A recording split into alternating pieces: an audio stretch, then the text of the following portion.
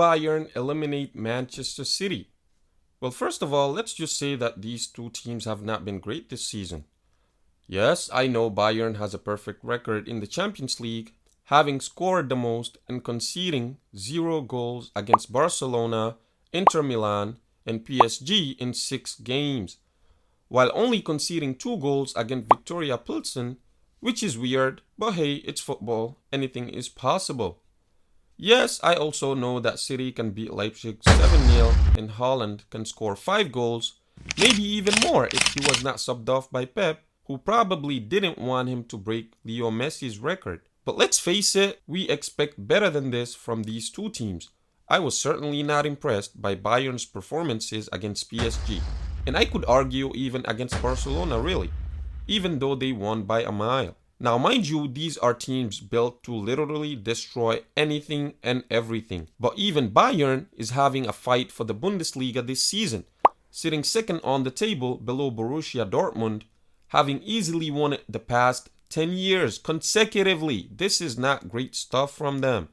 On the other hand, Man City is also having a challenge this year, sitting second on a 5-point deficit below league leaders Arsenal. While they have been winning 4 out of 5 Premier Leagues, playing in unarguably the most competitive league in the world. Even Klopp's best Liverpool side couldn't stop them. And well, you can argue Arsenal's been great, sure, they have been, but this City side is just not the most exciting. And sure, they can have their moments, but it's just a different City, man, just different. Alright, enough of this team bashing, let's get to the point. Can this Bayern team knock out Manchester City? The short answer is obviously yes. If anything is possible in football, why can't a team with world-class players like Bayern not be able to beat City?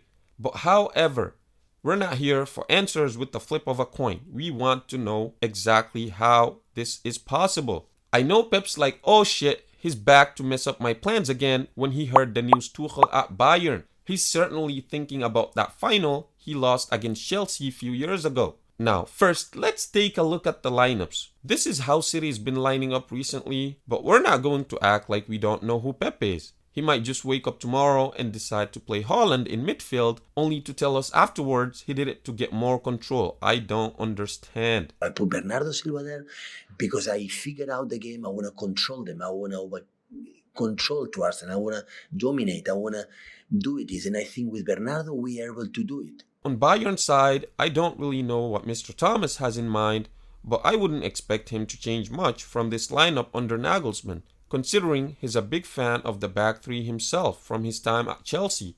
And if we look at the benches, these two are very well balanced and deep squads. Alright, so how is this game going to play out?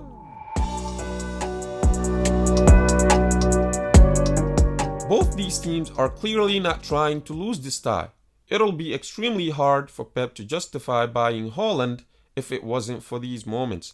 As for Tuchel, he's here for one and only reason, and that is to save Bayern's season, and he has no interest in losing. Well, we know that these two teams love possession, with Bayern averaging around 62 to 63% and City averaging around 64 to 65 per game. But I expect City to get the leap here. I mean, they live and die by it, because Pep is the only coach who can afford to be happy after a loss and say they played well and still keep his job. It's crazy, guys. Wow, we played really well. We didn't concede much. Tuchel, on the other hand, is a very pragmatic coach and is not obsessed with possession, like for example Nagelsmann, who might have been a bit stubborn, but even he is really not obsessed like Pep. We've seen Bayern give up control in the first half against Barcelona. At home, guys.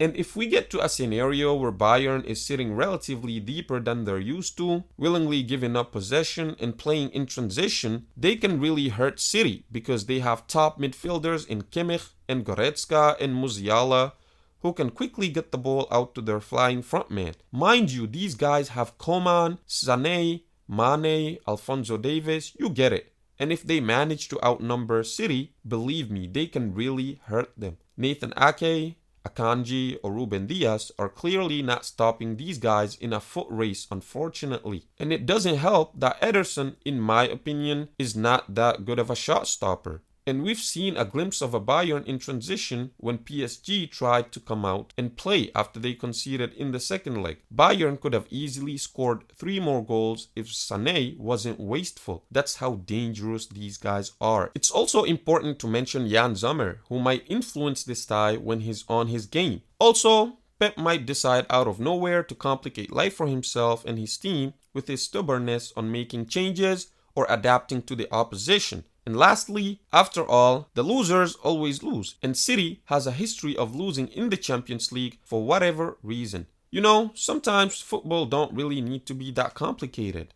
You just put a solid structure that works and try to get results. And I'm scared Pep might foil it once again for City. How do you think this game will play out? I can't wait to get your opinion, so please let us know in the comments. And thanks for watching. See ya.